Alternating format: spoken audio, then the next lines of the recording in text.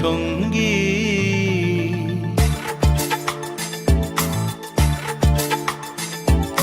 মনোমোর মেঘের সঙ্গী, উড়ে চলে দিক দিগন্তের পানে, নিঃসীম শূন্যে শ্রাবণ বর্ষণ সঙ্গীতে।